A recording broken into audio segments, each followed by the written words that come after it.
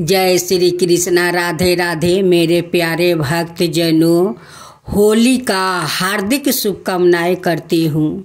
आप सभी के होलिका माता सुखे रखे, सुरक्षित रखे। होली भाई दूज गाथा। पौराणिक गाथा के अनुसार एक नगर में एक बुढ़िया रहा करती थी। उनके एक पुत्र और एक पुत्री थी। बुढ़िया ने अपनी पुत्री की शादी कर दी थी। एक बार होली के बाद भाई ने अपनी माँ से अपनी बहन के यहाँ जाकर तिलक कराने का आग्रह किया तो बुढ़िया ने अपने बेटे को जाने की इजाज़त दे दी। बुढ़िया का बेटा एक जंगल से गया जहाँ उसे एक नदी मिली। उस नदी से बोला, मैं तेरा काल हूँ और मैं तेरी जान लूँगी। इस पर बुढ़िया का बेटा बोला, पहले मैं अपनी बहन से तिलक करा लूँ, फिर मेरे प्राण हर लेना। इसके बाद वो आगे बढ़ा जहाँ से उसे एक शेर मिला। बुढ़िया के बेटा ने शेर से भी यही कहा। इसके बाद उसे एक सांप मिलता है। उसने सांप से भी यही कहा। जिसके बाद वो अपनी बहन के घर पर पहुंचता है। उस समय उनकी बहन सूत काट रही होती है। अब जब वो उसे उसका भाई पुकारता है तो वो उसकी आवाज़ को अनसुना कर देती है। लेकिन जब भाई दोबारा आवाज़ लगाता है तो उनकी बहन बाहर आ जाती है। इसके बाद उसका भाई तिलक करवा कर दुखी मन से चले जाते हैं।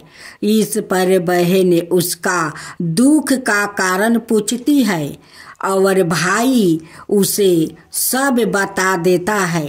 इस पर बहन कहती है कि रोको भाई, मैं पानी पीकर आती हूँ। और वो एक तालाब के पास जाती है जहाँ उसे एक बुढ़िया मिलती है और वो उस बुढ़िया से अपनी इस समस्या का समाधान पूछती है। इस पर बुढ़िया कहती है, यह तेरे ही पिछले जन्मों का कर्म है जो तेरे भाई को भुगतना पड़ रहा है। अगर तू अपने भाई को बचाना चाहती है तो उसकी शादी होने तक वो हर विपदा को टाल दे तो तेरा भाई बच सकता है। इसके बाद वो अपने भाई के पास जाती है और कहती है कि मैं तुझे घर छोड़ने के लिए जाऊंगी और वो शेर के लिए माँ से, सांप के लिए दूध और नदी के लिए ओढ़नी लाती है। इसके बाद दोनों आगे बढ़ते हैं। रास्ते में उन्हें पहले शेर मिलता है। उसकी बहन शेर के आगे मांस डाल देती है।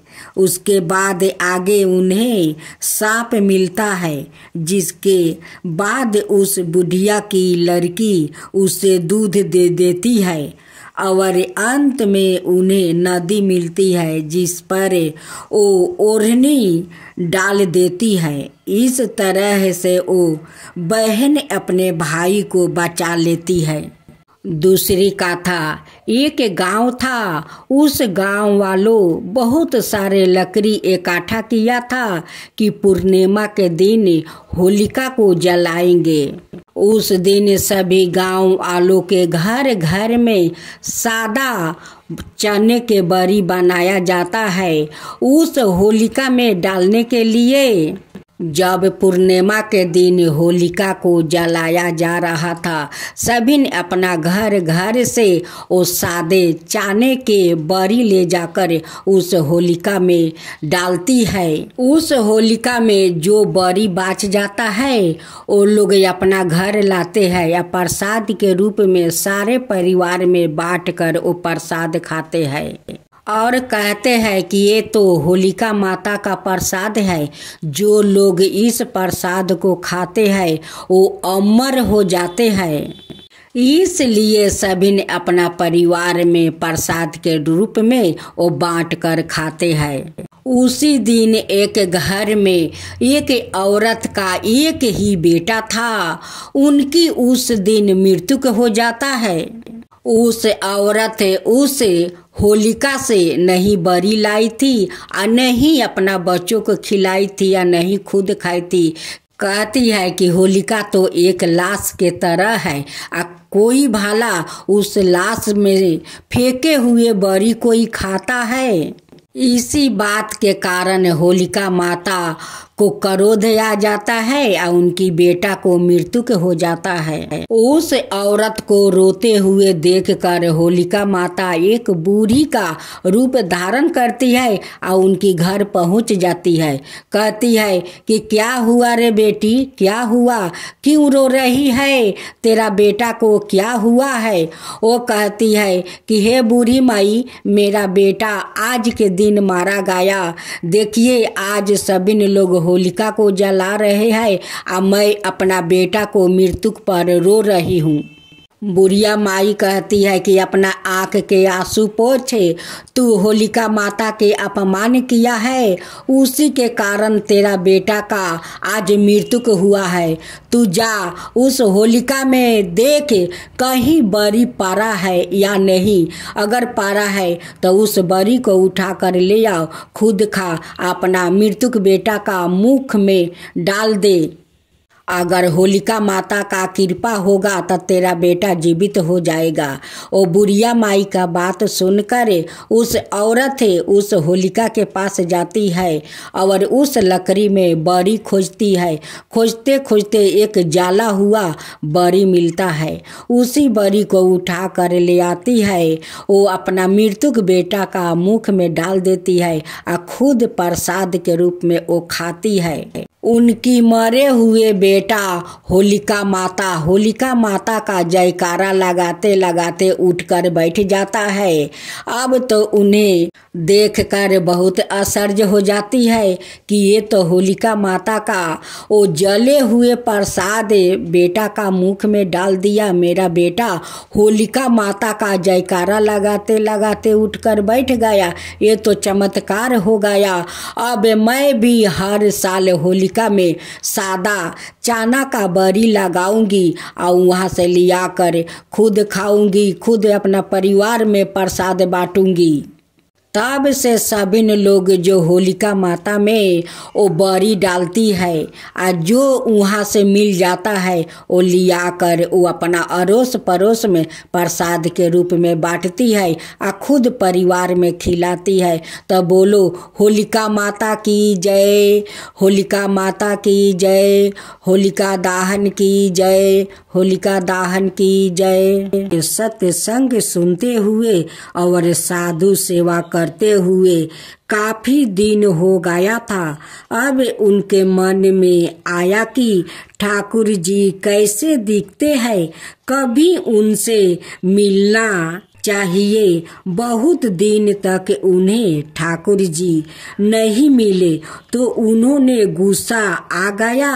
उन्होंने ठाकुर जी से नाराज होकर कहा कि पहले तो मैं बिना नहाए खाता था, अब आपके लिए मैं नहा कर खाता हूँ और आपको अर्पित करके खाता हूँ। और पहले मैं कभी कंठी माला और तिलक आदि नहीं लगाता था, पर अब मैं आपके लिए गले में कंठी धारण करता हूँ, माथे पर तिलक लगाता हूँ, केवल आपके लिए।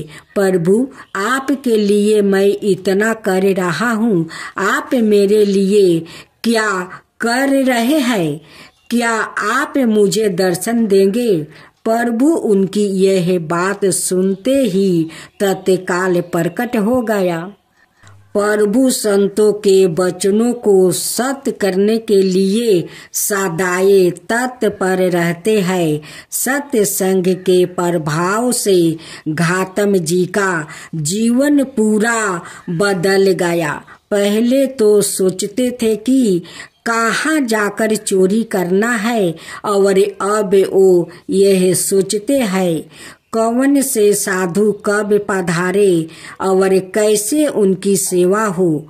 जब वो चोरी करते थे तब सिपाही हथकड़ी लिए उनके बंदी बनाने के लिए घूमते थे, और जब संत समागम हुआ तो लोग उनकी चरण रज को अपने माथे पर लगाने लगे। घातम जी ने एक संत की चरण ली और उनके वचनों का पालन किया तो वो प्रभु के दर्शन पाकर परम भगवत बन गया। कैसे भी दृष्टि हो, यदि उस पर संत कृपा हो जाए तो उसके लिए भगवत दर्शन और भगवत भक्ति दुर्लभ नहीं रहती है। इसलिए सत्य संग सबर परी है। सत्य संग से घोरे दृष्टि भी महात्मा बन जाता है। भक्तजनों, आज आप सुनेंगे राधा रानी की कहानी। एक समय नारद जी यह जानकर कि भगवान श्री कृष्णा ब्रज में प्रकट हुए हैं, बानी बजाते हुए गोकुल पहुँचे। वहाँ जाकर उन्होंने नंद जी के गिरहे में बालक का सवंग बनाया हुआ महायोगीश्वरी दिव्या दर्शन भगवान अच्युत के दर्शन किए। ओ वरण के पलंग पर जिस पर कोमल सेवत वस्तु बिछाए थे सो रहे थे, और प्रसन्नता के साथ प्रेम में बिहाल हुई गोप बालिकाएं उन्हें निहार रही थी। उनका शरीर सुकुमार था, जैसे वो सवाए भोले थे वैसी ही उनकी चितवन भी बड़ी भोली भाली थी। काली काली घुंघराली अलग भूमि को छू रही थी। वो बीच बीच में थोड़ा सा हंस देते थे जिसे दो एक दांत झलक पड़ते थे। उन्हें नगन बालक रूप में देखकर नारद जी को बड़ा हर्ष हुआ। उसके बाद महाभगवत नारद जी यह विचारने लगे, भगवान की कांता लक्ष्मी देवी भी अपने पति नारायण के अवतीर्ण होने पर उनके विहार्थ गोपी रूप धारण करके कहीं अवर से ही अवतारिण हुई होगी, इसमें संदेह नहीं है। और ब्रज वासियों के घरों में उन्हें खोजना चाहिए। ऐसा विचार कर मुनिवर ब्रजवासियों के घरों पर अतिथि रूप में जाकर उनके द्वारे विष्णु विरिधि से पूजित होने लगे। उन्होंने भी गोपों का नंदन में उत्कृष्ट प्रेम देखकर मन ही मन सबको प्रणाम किया। दत्तेंद्र और नंद के मित्रा महात्मा भानु के घर पर गया। उन्होंने उनकी विधिवत पूजा की। तब महामान्य नारद जी ने पूछा, साधो तुम अपनी धार्मिकता के कारण विख्यात हो, क्या तुम्हें कोई सुयोग्य पुत्र अथवा सुलक्षण कन्या है जिसे तुम्हारी कीर्ति समस्त लोगों को व्याप्त कर सके। मुनि वर के ऐसा कहने पर भानु ने पहले तो अपने महान तेजस्वी पुत्र को लाकर उसे नारद जी को प्रणाम करवाया। तदंतर अपनी कन्या को दिखाने के लिए नारद जी को घर के अंदर ले गया। गिरहे में प्रवेश कर उन्होंने पृथ्वी पर लौटती हुई नन्ही सी दिव्या बालिका को गोद में उठा लिया। उस समय उनका चित्त स्नेह से विकल हो रहा था। कन्या के अदृष्ट और असूत पूर्व अधिभूत स्वरूप को देखकर नारद जी मुग्ध हो गया और 2 मुहूर्त तक एक टक निहारते रहे और महान आश्चर्य में पड़ गया। फिर मुनि ने मन में इस प्रकार विचार की, मैंने स्वच्छ कारी होकर समस्त लोकों में भ्रमण किया, पर ऐसी अलौकिक कन्या कहीं भी नहीं देखी जिसके रूप से चराचर जगत मोहित हो जाता है। उस महामाया भगवती गिरिजा कुमारी को भी मैंने देखा है, वो भी इसकी शोभा को नहीं पा सकती। लक्ष्मी, सरस्वती, कांति और विद्या आदि देवियों इसकी छाया को भी स्पर्श नहीं कर सकती। अतः इसके तत्व को जानने की शक्ति मुझ में किसी तरह नहीं है। अनाए जन भी पराये इस हरि वल्लभा को नहीं जानते। इसके दर्शन मात्रा से गोविंद के चरणों कमलों में मेरे प्रेम की जैसी वृद्धि हुई है, वैसी इसके पहले कभी नहीं हुई थी।